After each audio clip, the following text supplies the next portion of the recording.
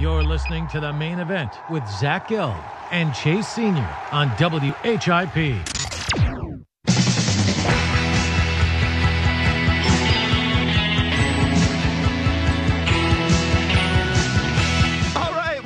Everybody, time in the WHIP studios is 11:35. Nice little Bruce Springsteen, Born to Run. We got the American Athletic Conference coming up on Thursday. WHIP will have the call of all Temple action in Hartford, Connecticut, starting on Friday at 2 p.m. And we are very excited to get on out to Connecticut and see another great American Athletic Conference tournament. And now joining us on the hotline is the commissioner of the American Athletic Conference, and that is Mike Aresco. Commissioner, thanks for a few minutes. It's Zach Gelb here on Temple's campus. Thanks for a few minutes. How are you? My pleasure. Doing well, Zach, and thank you. Hope all's well with you, and glad to join you. Well, thank you for coming on. Last year, the tournament was in Memphis, Tennessee. This year in Hartford, Connecticut. And then for the next 2 years, it's going to be in Orlando. I'm just wondering, what was the appeal to get the tournament into Hartford, Connecticut and play it at the XL Center for this year?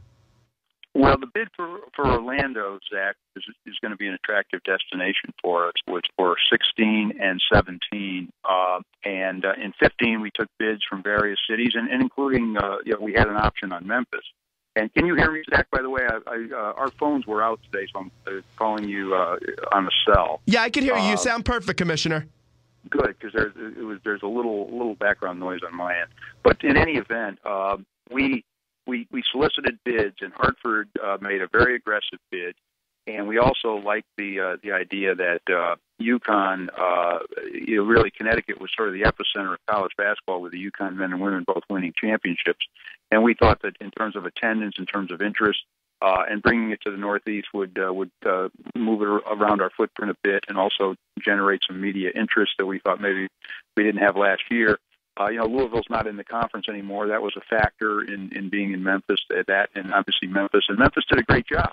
We just felt that the bid from Hartford, it was the best bid, and also included us renovation to the XL Center in Hartford, as well as, again, the fact that we thought that UConn would energize the fan base to show up for our tournament. And obviously, as you know, attendance is important. So I think all in all, that was the thinking. And then obviously we go to Orlando down the road, and I'm not sure beyond that.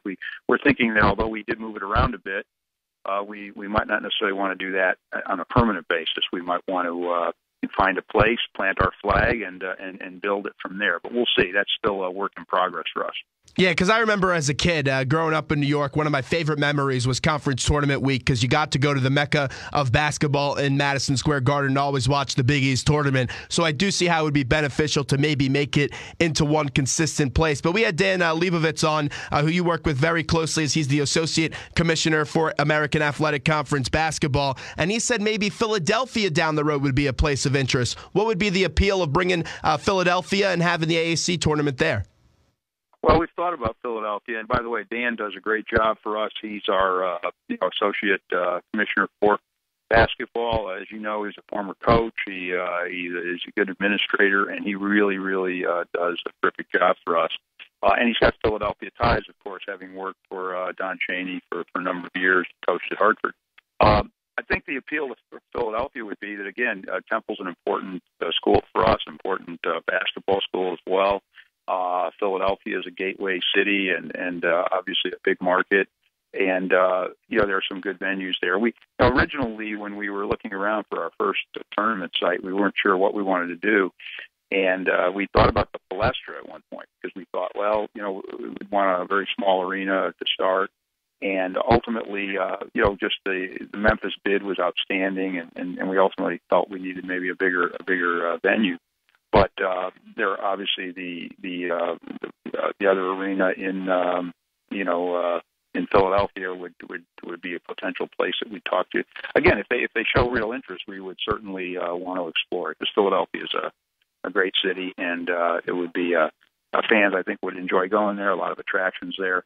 But that's for down the road. Right now we're pretty well set, and we have to start thinking about 18, 19, 20 in a little while, but not right this instant.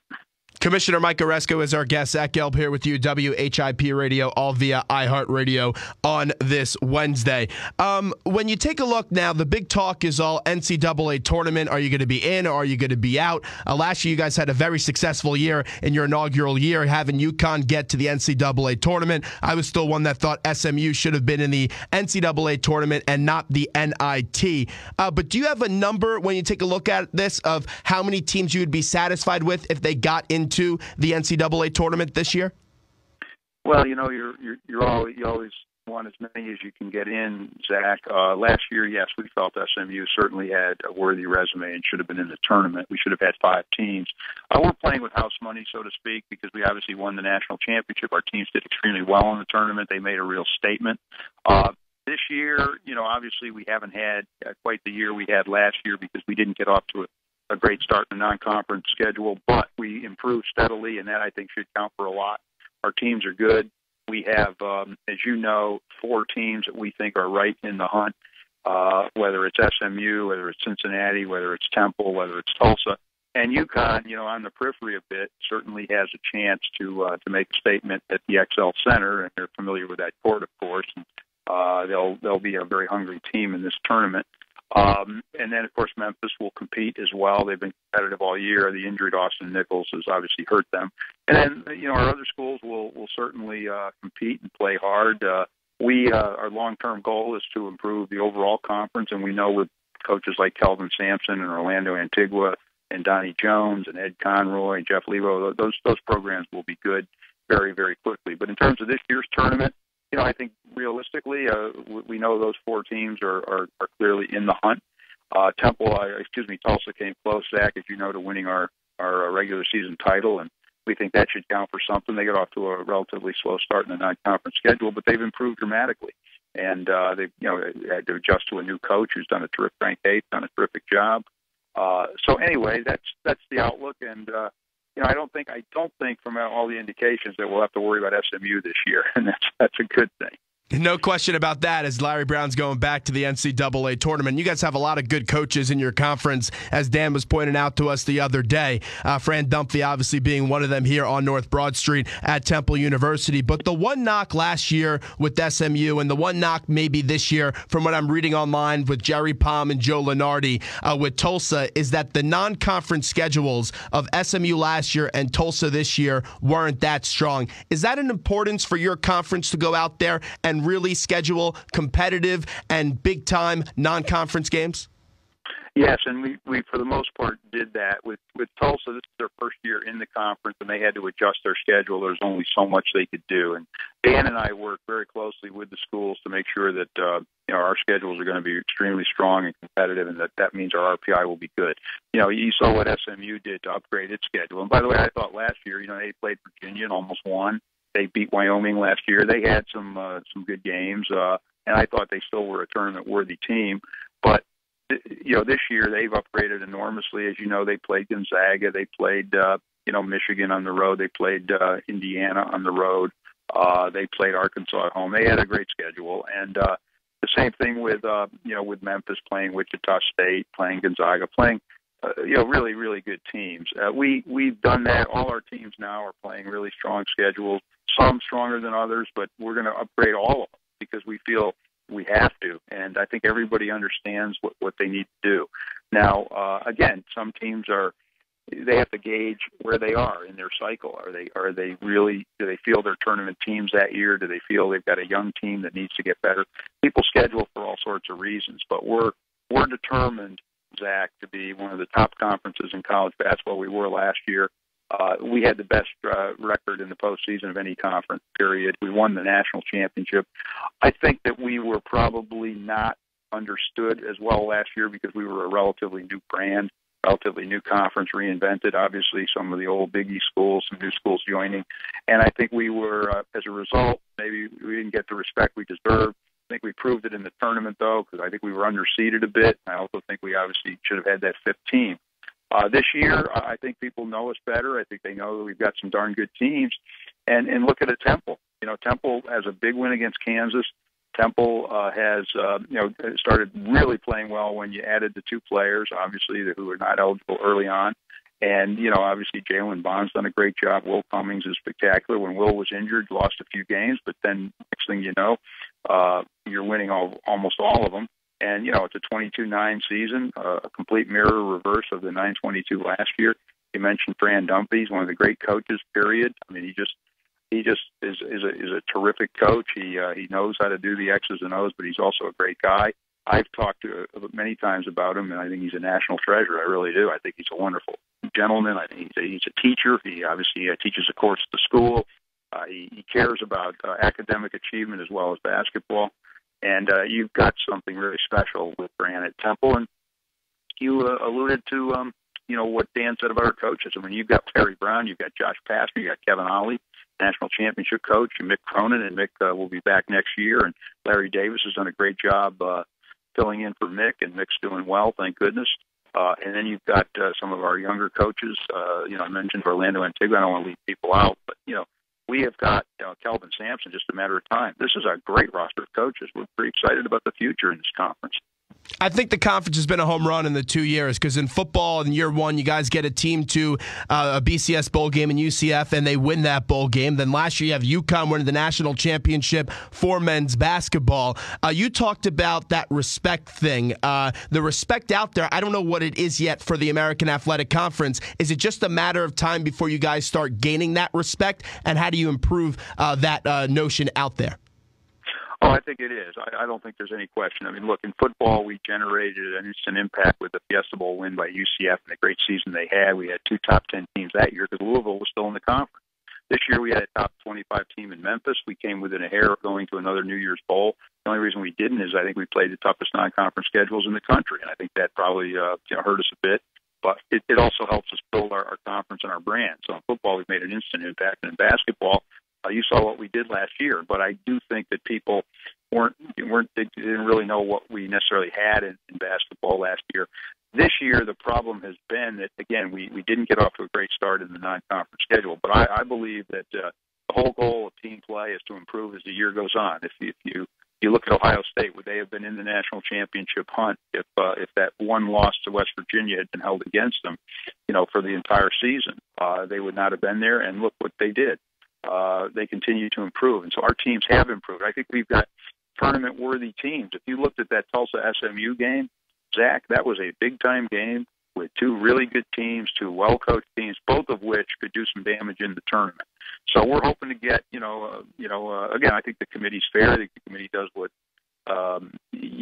it thinks is right, and we just hope that they look hard at our conference and say, they play some really good basketball in that conference, and again, our goal in the future is to continue to improve RPI, and it's not the be-all and end-all, by the way, RPI. And there are ways that people kind of gain the RPI a bit, but we're going to try to do it the right way. Try to just build a strong non-conference schedules, and then let the chips fall where they may. It's up to us at that point. It's up to us to win. Wrapping up here with the commissioner of the American Athletic Conference, Mike Aresco. Last year, it was a dreadful year for Temple basketball. In a down year, they were 9-22, but they came back real quickly this year and reversed that record to 22-9. I saw the first team All-American Athletic Conference came out yesterday. Will Cummings was on that list. Nice to see Fran Dumpy and Will Cummings back close to the NCAA tournament, right, Mike? Well, again, I hope they obviously end up in the tournament. Yes, it's great to see. Will Cummings, by the way, is a wonderful student, a great person, and a terrific player. And Fran is Fran. I've already talked about him. Remember, Temple was 14-2 this year with its full roster, and when it's healthy. And they obviously had some big wins. They had a big win at the XL Center in overtime at UConn. They obviously were tied for third in the standings. Their game against Memphis will be a very, very hard game. Memphis has played extremely well despite having the injury to Austin Nichols and having a young team. They went up to Gamble and beat UConn, so that'll be a very intense game. One thing, Zach, about our tournament this year, we've got some hungry teams. We've got some teams that are, on the bubble and competing hard for NCAA berths, and we've got a team like UConn that may feel that it has to win to get there. There's going to be some real intensity to this tournament, but we're thrilled to have Temple in the conference. We're thrilled to have Temple in the tournament. We look forward to seeing Neil Theobald, the president, and Kevin Clark up in Hartford. Again, they've got a real vision for Temple athletics. I think this is going to be a golden age of Temple athletics the next 5 years. I really believe that. I think you look at what Matt Rule's done with the football team, and it just continues to get better. So we're very excited, and now we're just anxious to have the tip-off, and we can enjoy some basketball. We've had Kevin on this show once, and we've had Matt on multiple times. He's usually on with us all the time during football season, and he was in the studio just a few weeks ago. But one topic that always gets debated, and I always like to talk about it with them, is bringing a football stadium to campus. How do you, when you go out there and bring a stadium to campus, how does it benefit a university? Is that something you would like to see possibly happen with Temple? Well, I know Temple's interested in it, and I think down the road that would be their vision for Temple football, because I think it just makes a great deal of difference. You involve your students; it becomes the core of your campus experience in the fall. Football is very important to a campus in so many ways. We've seen what it's done for Houston with their brand new stadium right on campus, overlooking the Houston skyline. We've seen what it did for Tulane, coming back on campus from having been downtown at a pro stadium, and all of a sudden, they're sold out for the year. There's tremendous excitement. The student athletes enjoy it. The students can get on Saturday, just get right down to the stadium, or Friday night. It's made a huge difference there. And we still have 3 teams that play in pro stadiums, and I'm sure that they're all at least thinking about, their own stadiums. On the other hand, they have good relationships, and the pro stadiums have served them well. But, you saw Cincinnati this year. They had to play in Paul Brown, and it worked out okay. But now they're going to have Nippert, brand new, renovated, and that's right in the heart of the campus. And believe me, the atmosphere is spectacular. And that's what college sports is about. It's about that atmosphere. It's about the campus atmosphere. Temple's an urban university, but if there's a way that, ultimately they can find a way to build a stadium, I mean, that's something that I'm sure they will be thinking about. I don't want to speak for them, because it's that's something that the administration would have to talk about, and I'm sure you from time to time you have representatives on your show. But I think it's exciting to think about the future of Temple football in this conference, which, again, we're knocking on the door of those other 5 conferences in terms of the competitiveness. And Temple this year is going to host Penn State, and Notre Dame is pretty exciting. And again, Matt Rule's done a phenomenal job building that program. So, again, longer term, we'll see what happens. Well, Commissioner, I think this is the 3rd or 4th time you've been on this show, and it's always an excellent appearance by you. We will see you in Hartford, Connecticut for Temple's first-round game up against Memphis, and we wish you the best of luck, which should be another fantastic American Athletic Conference tournament. Thanks for a few minutes today. Well, thank you, Zach. You do a really nice job, and we appreciate the opportunity to talk about the conference. And good luck to you, and good luck to Temple. I appreciate it. There's Commissioner Mike Aresco joining us on the hotline, WHIP Radio in Philadelphia. 11:52 is the time right here, straight up in Philadelphia. What we'll do right now is we'll take a quick break, and when we get back, we're going to wrap up shop here on what's been a busy Wednesday. A lot of Eagles talk, a lot of Temples talk. We'll talk with you next.